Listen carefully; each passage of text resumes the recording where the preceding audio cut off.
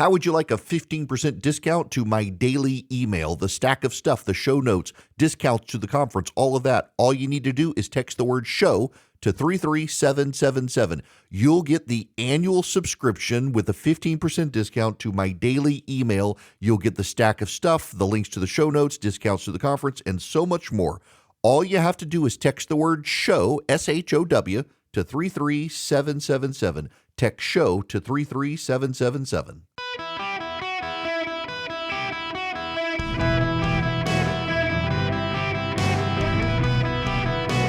Welcome to the Eric Erickson Show podcast, Hour 3.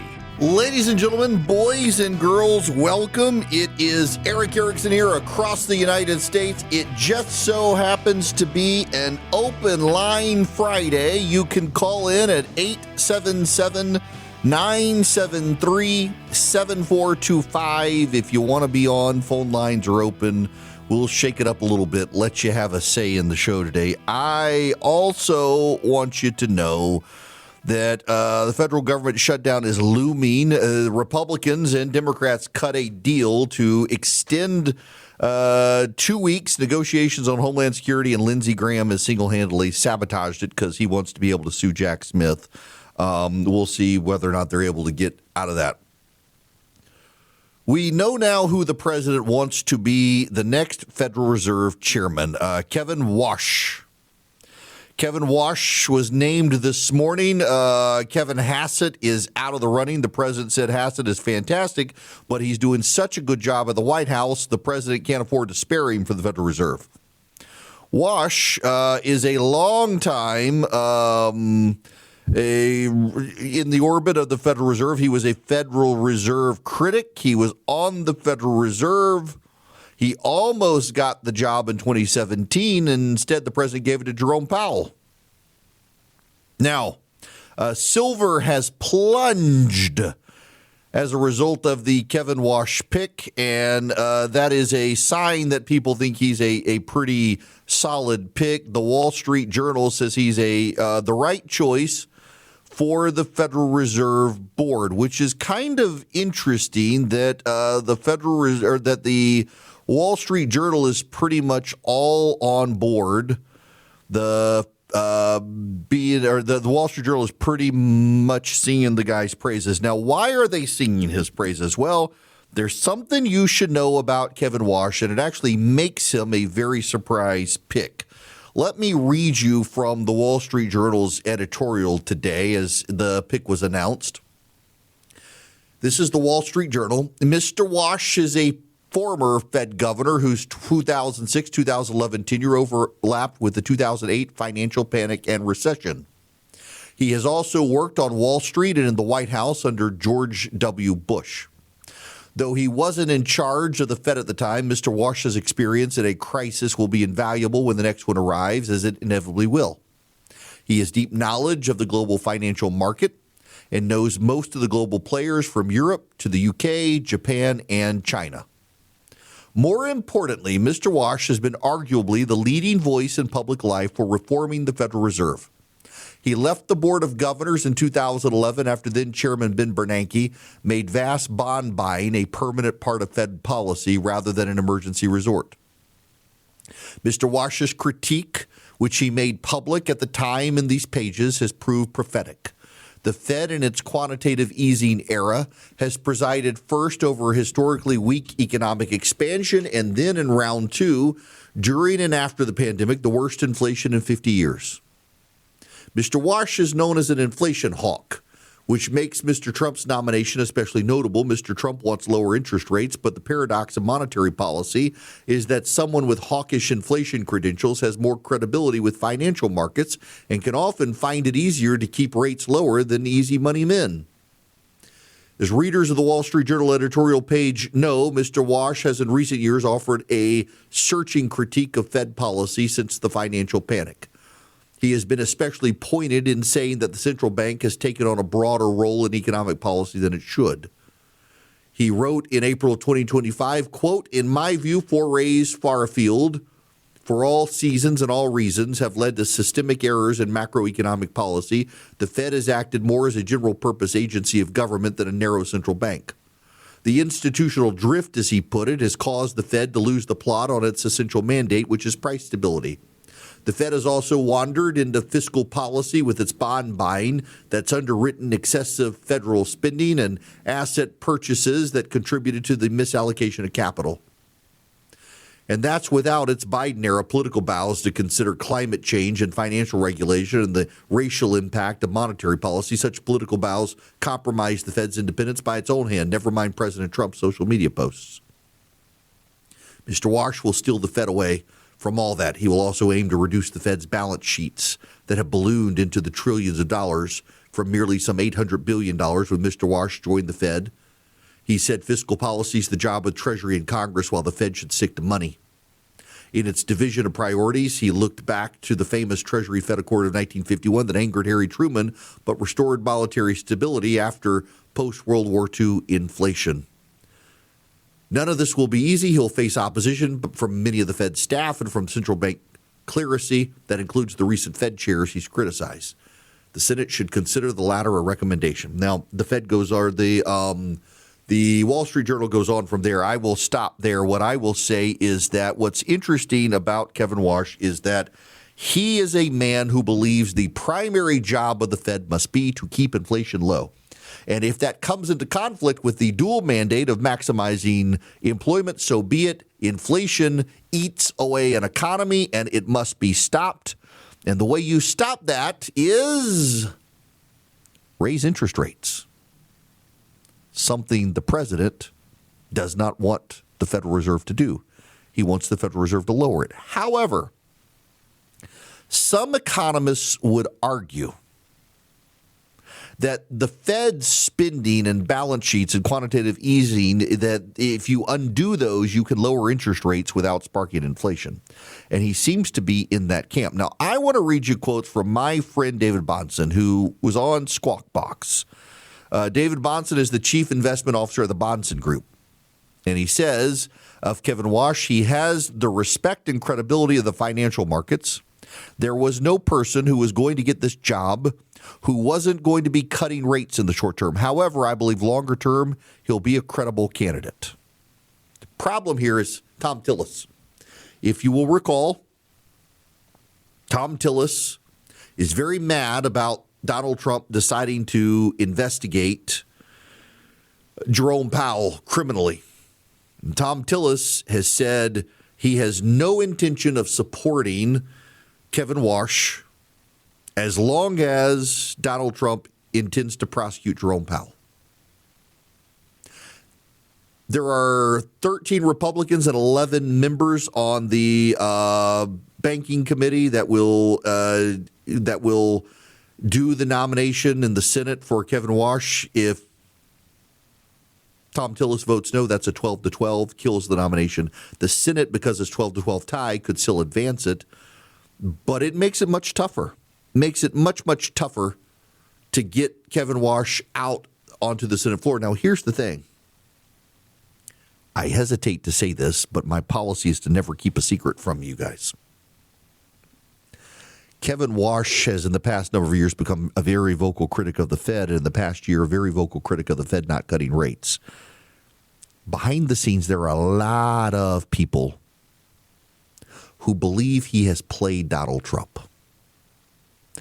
I know if you are a diehard MAGA, you think the president can't be played, but most people think that if you sing the right song and dance the right way, the president falls in love with you. And a lot of people think Wash has done that. He has gone from being a massive critic of cutting rates to a massive critic of not cutting rates. He has gone from being a massive critic of people trying to interfere with the Fed to a massive critic of the Fed abusing its independence. He's turned on a dime in the last few years as he's gotten closer and closer to Donald Trump. And a lot of people think it was an opportunistic play to try to become the Fed chair. And once he becomes the chairman of the Federal Reserve, he'll go back to what he's always been and what he's always claimed, an inflation hawk. He'll give the president a couple of rate cuts to thank the president, and then don't be surprised if he starts jacking up rates or messing with the Fed internally. The people who I know on Wall Street, and I'm not an expert on this at all, David Bahnsen is, and there are a lot of people out there who think this is a very good Fed chair for the long run, in large part because the Fed has exceeded its mandate and he's done too much. And Kevin Walsh historically has believed that federal financial policy's got to be set through Congress and the Treasury Department and not the Fed. The Fed's got to handle interest rates, and that's it. None of this racial stuff, none of this global warming stuff, none of the stuff the Fed has done. He's like, absolutely not. What has to happen is the government has to handle these things, not the independent Federal Reserve. And that's good. And that reassures a lot of people. And hopefully, he'll get confirmed. He seems to be a fantastic pick. I got to tell you, the more I learn about him, the more impressed I am. You know, interestingly enough, he's also married into the Estee Lauder family. His wife's a billionaire. He married one of the heirs of the Estee Lauder family fortune, who's also was the CEO of Origins, the cosmetic company, and the like. So very politically connected, socially connected, lives in New York City, and should be a great pick by all accounts. Time will tell. To the phones we go. It's an open line Friday, 877-973-7425. I want to go to David on the phones here. David, welcome to the show. How are you? I'm good, Eric. How are you? It's been a long time since I spoke to you. I just want to make this pretty short and sweet. I'm not really trying to defend Marjorie Taylor Greene, but I got a bad feeling that we're about to blow the 14th district. And I think for two reasons. One, Marjorie Taylor Greene was real popular out there, and she did have a lot of our support. And I really one of the things I can say good about her that I liked about her, she did seem like she fought for us out there. But the biggest problem I see now is we got a ticket now with several Republicans on it and really just one Democrat. And the Democrat that ran has run before out there and done fairly well, I guess, for that area. But you got to remember, Donald Trump's responsible. I think Donald Trump's responsible for all of this, because even the fact of telling people not to vote back in 2020, that was coming directly from Trump's lips. I know that was wrong, but I know a bunch of people that didn't vote. The other thing too is a couple of months ago when we were voting for the PSC, I mean, I literally saw, I don't know if they were Democrats or Republicans, but I think they were Democrats showing up 2 to 3 people in a car or whatever compared to the our Democrats one. Way more organized in Georgia with these elections. I got to tell you, my buddy Tom Gray is on the ballot in that race. And for those of you in the 14th Congressional District in Georgia, that's Rome, Georgia. It stretches down into the metro Atlanta area. I've known Tom for a number of years. He's a pastor, great guy. Tom is a great pick. And I know Colton Moore is on the ballot. I'm not a big fan of his. He's alienating, doesn't get a lot of stuff done. He prides himself on being an obstructionist, which a lot of people want. But, I mean, Marjorie did the same thing, and her constituent service was terrible in Congress. And frankly, I think that you could do far better than Colton. Tom would be a fantastic pick. I don't know. I haven't seen the polling in that race. But, yes, the Democrats are very organized in Georgia. They're giving the Republicans a run for their money. The Democrats are showing up in these elections. The Republicans are not. And the Republicans could hand a seat to the Democrats that's actually a heavily Republican seat just because the Republicans aren't showing up. If you are a Republican and you are showing up in this special election to replace Marjorie Taylor Greene, you couldn't do better than picking Tom Gray. He's a dear friend of mine, great pastor, very conservative, very Trump-oriented in his worldview, and he's just a nice guy. He's nice, he's competent, he's a good steward, cares about the future, and if I were there, I'd be voting for Tom. So vote for Tom Gray. If you're not decided, he'd be fantastic. But whether you vote for Tom or not, go vote Republican, because the Democrats are mobilizing in the special election for Marjorie Taylor Greene, and they risk picking up a seat that is a Republican seat and narrowing the House majority yet again, and potentially handing the Congress to Hakeem Jeffries if the GOP is not careful. Welcome, it's Eric Erickson here, 877-973-7425. Should you wish to be on the program, Gaines, you're going to be the next caller. Welcome to the show. How are you? I'm good. How are you? Good. What's going on? Well, first of all, prayers to you and your wife. I've been through cancer myself, and I know what it's like. So, Well, thank you. I appreciate it. Best to everybody. I know it just puts a question mark on every day, but I can explain Donald Trump exactly. He's Bill Clinton number 2, and he runs the government the way he ran a private company.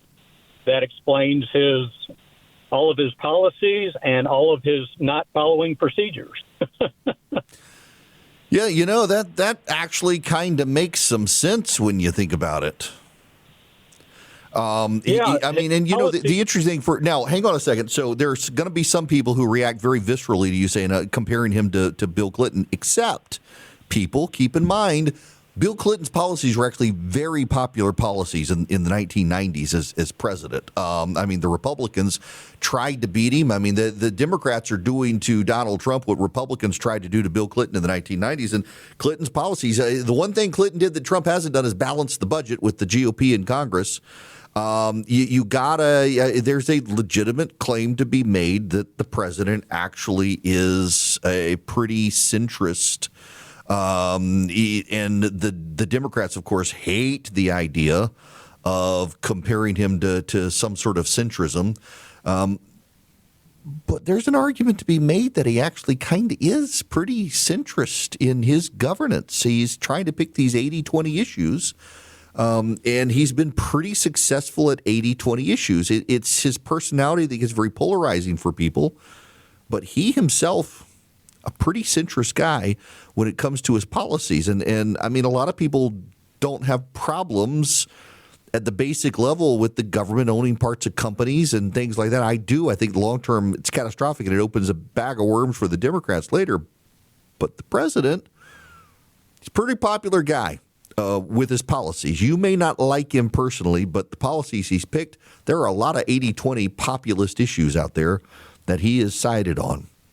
Now, by the way, I don't know if you guys have seen, back to Kevin Wash, the gold and silver prices and stuff. The markets are reacting pretty favorably to his pick. Swiss America on their YouTube platform is going to have, I'm sure, a level of good analysis on Wash as the Fed chair and the implications of it. They do a really good job educating you. On YouTube, look for Swiss America Trading. They want to give you the report, The Secret War on Cash. You can get a copy of it by calling or texting 800-289-2646. The all-out war on cash includes digital forms of currency, and it's spreading. So read the Secret War on Cash report for free. You can get it by calling or texting my name, Eric, to 800-289-2646. Don't forget the Secret War on Cash includes digital forms of currency, crypto. The government is trying to monitor and control how you spend money. Get this report. Take 15 minutes to read it. Call or text Eric to 800-289-2646. That's 800-289-2646. You can also go to SwissAmerica.com/Eric. SwissAmerica.com/ERICK. Put in your information. They'll get you the report completely free. I have bought gold from Swiss America. They've been a trusted leader in precious metals for 40 years in this country. 800-289-2646. Let Swiss America help you. Message and data rates may apply. Howdy, welcome. It is Eric Erickson here. Open line Friday. The phone number is 877-973-7425. Should you wish to be on the program, I would be absolutely happy to have you on the program. Let's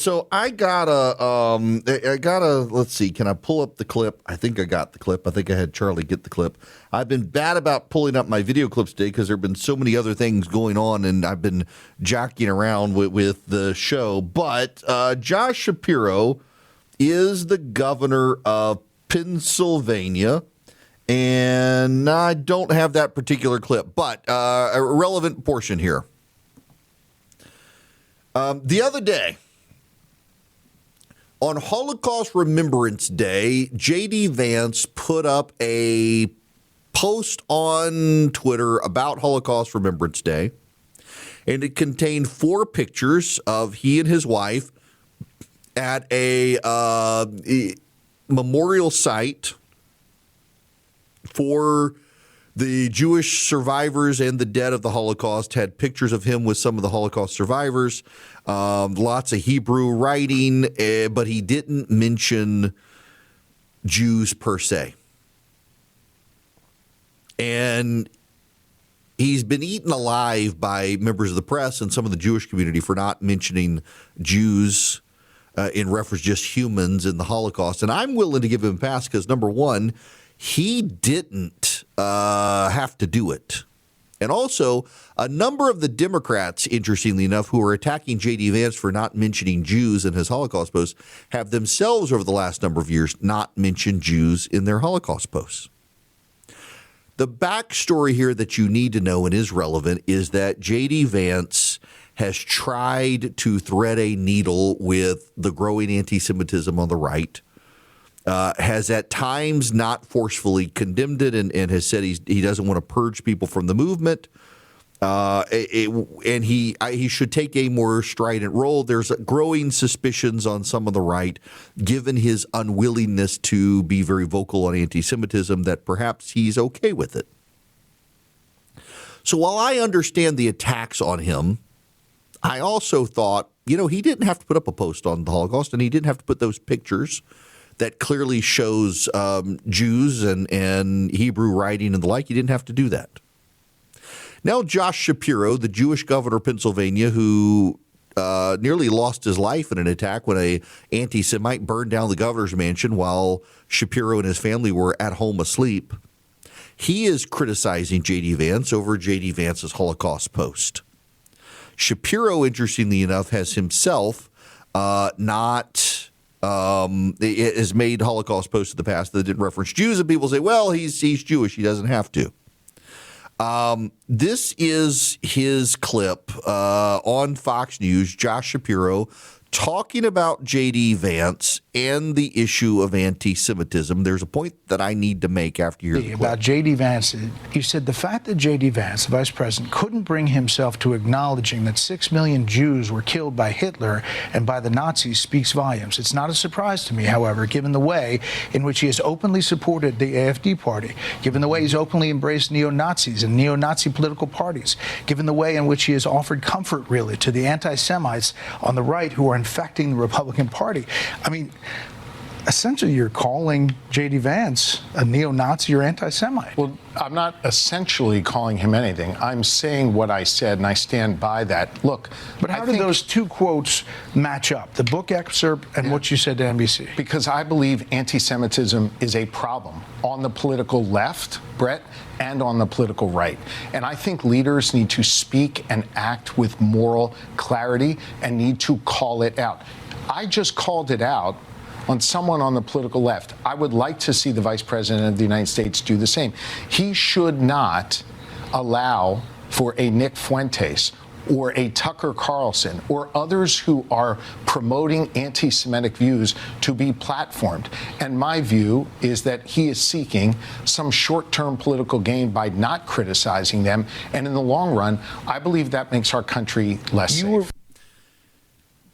Now, listen, I've got concerns with the vice president and how he has tried to dance around the issue. And I think the vice president should offer more moral clarity on the issue and actually push the anti-Semites out of the GOP and be very clear about doing so. I think he should. And he has done some, but I think he should be more vocal, frankly. Josh Shapiro, to his credit, has called out growing anti-Semitism on the left. You know, the guy who burned down the governor's mansion, there was an anti-Semite of the left, not of the right. But here's the problem. What I find so notable about a lot of people on the left elevating these statements by Josh Shapiro, the governor of Pennsylvania, who wants to run for the Democratic nomination in 2028, is that the Democratic Party has far more institutionalized anti-Semitism than the Republican Party. I don't doubt there are problems on the right, and I do think that around the vice president, there are some people who have dabbled in anti-Semitism. I think that what you have seen with the Heritage Foundation and its handling of Tucker Carlson, I think that the Heritage Foundation itself has serious anti-Semitic problems right now with some of the young staffers there. There's also something I keep coming back to. And I got to be real careful here, but I need to say it. I have now, in the past month and a half, encountered multiple young men who are Nick Fuentes fans. The data suggests that on Capitol Hill, on the right, there are a number of young male staffers who are Fuentes fans, the Groypers and the like. Fuentes is virulently anti-Semitic. He is a little gay Nazi who loves to make jokes about the Holocaust and fantasize about throwing Jews in ovens.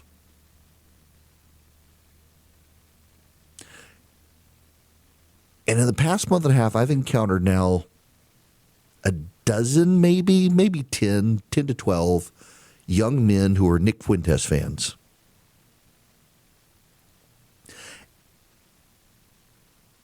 And this is going to come across insulting, and I really don't mean it to be insulting. But you need to know this, that all of them are what I would characterize as kind of socially awkward. You know the type. They're kind of socially awkward. And not a single one of them actually believed that Nick Fuentes is a bad guy. And by the way, not a single one of them agreed with him on anti-Semitism. Not a single one of them did. They all thought it was part of a shtick, that he's a character, but they find him entertaining, they find him humorous, and they think he makes very good points. And a number of them wanted me to have him on the show and engage with him. I have no desire to put on someone whose public profession is to be a Nazi lover and a Jew hater. I have no desire to platform that person. If you tell me that someone is privately a good person and they're not, that it's a performance, well, I got to go by what I see in public, not in the private stuff you think you know. But to a person, every single one of the guys that I've encountered I'm not exactly the most socially adept person, but I'm like, okay, y'all are kind of socially awkward. And knowing the number of young male Hill staffers I know, I can totally see why these socially awkward guys who work on Capitol Hill like Nick Fuentes. He provides them some ideal that they themselves don't have, and it's guys of a certain type. And a lot of those guys are in the vice president's orbit too. Now, these that I encountered all say they're not anti-Semitic and they think it's a Nick Fuentes act, but the odds are there are a lot of them out there who are anti-Semitic. But the issue, again, is that while they're there and they exist on the right, this is institutionalized on the left. The donor class of the left is typically anti-Semitic. A growing number of the politicians on the left are anti-Semitic. The staffers on the left are anti-Semitic. The Hollywood crowd, a lot of them anti-Semitic. A lot of them justifying Hamas, defending Gaza, claiming it's a genocide and things like that it's not. There is a growing level of anti-Semitism institutionalized within the Democratic Party. And that's just the truth. That's just reality. You cannot deny it. Yes, there are problems on the right with the podcasters, with staffers on Capitol Hill, within think tank land and the like, but you got a massive number of Democratic politicians held hostage to anti-Semitism. And when you survey the right is hostile to anti-Semitism. Overall, the majority of the Republican Party supports Israel, supports Jews, denounces anti-Semitism, and that's just not the case on the left anymore. So I'm glad that Josh Shapiro wants to come out on Fox News and call it out, but maybe Josh Shapiro, instead of taking shots at J.D. Vance, you should take more shots at your own side. Clean up your own house. I maintain that neither party will get a leg up on the other if they don't purge the crazy from their own side. It does the Democrats no good to blast the crazy on the right when the crazy is festering on the left. I think the crazy on the right needs to be called out. I think that, yes, we should call out the Candace Owenses of the world, the Tucker Carlsons of the world, Nick Fuenteses of the world. We should call out the Republican politicians who flirt with anti-Semitism and surround themselves with anti-Semites. And I'm happy to do that. I just don't see the left being willing to do it. Josh Shapiro can nutpick one or two people on the left and say they're anti-Semites, but this is embedded within the Democratic Party now. You've even got people like Chuck Schumer trying to more openly criticize Israel just to stay in the good graces of the anti-Semites on the left. It's happening pretty regularly. They are siding with the anti-Semites, and they're siding with the illegal aliens on the Democratic Party side. It is a party that is going increasingly insane. And you know, the sad thing is it's polluting the minds of a lot of otherwise well-meaning people who are just trying to, they go with the herd. And my gosh, I'm seeing this. I see it on the left and the right both, the herd mentality. But on the left, I just think that if you're not going to be willing to stand up and very vocally call out the rising anti-Semitism that is embedded within the Democratic Party, you got real problems. So Josh Shapiro, God bless you for standing up and taking a stand, but do it to your own side, and then maybe I can take you seriously when you do it on the right. Hello, friends. Eric Erickson here. Across the nation, you need to know the latest. I don't want anyone to say I covered something up because it's simply not the case. And there is some news out there you should know about. Thousands, if not millions, of Jeffrey Epstein documents have been released today. You know who comes up over and over in all the stuff, text messages, chatty, witty, clever, friendly stuff? Steve Bannon, who had quite a relationship with Jeffrey Epstein. And it's just interesting to me how so many people go down the Jeffrey Epstein rabbit hole and love to presume that Donald Trump is tied into him, or Bill Clinton, or the Democrats, or the Republicans. And a lot of these people sure do like to give Steve Bannon a pass. And it's very clear he had a very close relationship with Jeffrey Epstein for a very long time. There's also the allegation that Donald Trump was involved with a woman sexually. But you should also know that the Biden Justice Department characterized the person who made the allegations as mentally ill and not reliable. The media has run the allegation today about Donald Trump, and they've left out the part that the Biden Justice Department determined that the person making the claim was deeply unreliable, unstable, mentally ill. The left doesn't care. They just want to smear Donald Trump. But, I mean, the two big figures who come up repeatedly in the documents are Steve Bannon and Barack Obama's White House counsel. Very interesting there that Jeffrey Epstein showered Barack Obama's White House counsel, Catherine Rumler, with gifts, including a $9,400 Hermes, notice I'm not saying Hermes, Hermes handbag and Four Seasons spa treatment. When Rumler received the bag, she wrote to an Epstein associate, oh my God, he is in so much trouble. I am dying. It is so beautiful. He bought Rumler an Hermes edition of the Apple Watch with a retail value of $1,300. Rumler asked for a specific model and watch band and said the gift was so sweet of Jeffrey.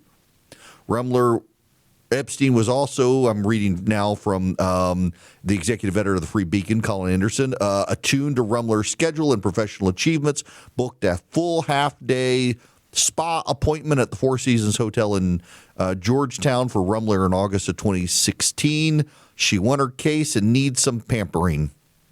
Rumler, of course, tried to distance herself from Epstein, but there are lots of ties there. But the same goes for Steve Bannon, who had a lot of ties to Jeffrey Epstein, and people on the right have done their best to try to ignore it.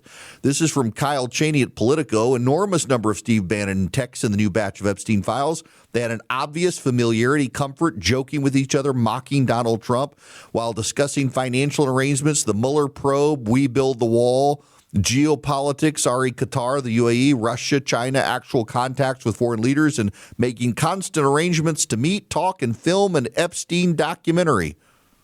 Got a lot of access, a lot of friendly relations there. A.G. Hamilton on Twitter. Steve Bannon developed a close relationship with a known deviant to try to get dirt on others. He's been withholding 15 hours of footage. The influencers on the right who won't call out Bannon clearly don't care about the case. A lot of them just claim to care about the case and sure do like to go on Steve Bannon's show a lot. I got to tell you, the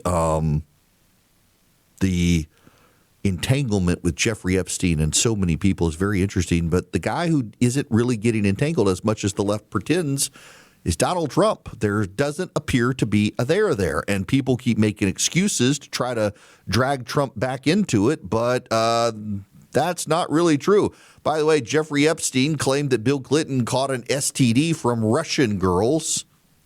There's this claim that a woman bit Donald Trump after being forced to do things with him. But again, the prior administration that was not exactly friendly to him said that the person was unreliable and mentally unstable. People are just finding what they want to find in the Jeffrey Epstein stuff. The bottom line is he was not a good guy. And a lot of people knew he wasn't a good guy and maintained relationships with him. And one of the people who did not maintain relationships with him is a man named Donald Trump. But people don't care about that because they don't like the guy. Now, you will like a Renai tankless water heater if you get one. You should consider getting one. Renai tankless water heaters, go to talkingtankless.com. That's the website they set up for me. Talkingtankless.com. Talkingtankless.com. And it's great. So my Renai tankless water heater, we never run out of hot water in the house. Not only that, they're very reasonably priced. They got a factory up the road from me in Griffin, Georgia, here in the United States. And they're really efficient. I can even have hot water when the power goes out in my house with my tankless water heater. Our power bill has gone down thanks to a tankless water heater. Renai does a great job. My kids don't fight over the hot water. I don't have to worry about running out of hot water. We've got it at the moment we turn on the faucet. It's fantastic. TalkingTankless.com is the website. If you're looking at upgrading, we had a tank water heater. We ditched our tank for the tankless. You can too. You don't have to have a new home build. Your existing water heater can be replaced by a Renai tankless water heater. TalkingTankless.com. Find out the details on how you ditch your tank and get hot water forever thanks to the Renai tankless water heater. And I love mine. You will love yours. TalkingTankless.com.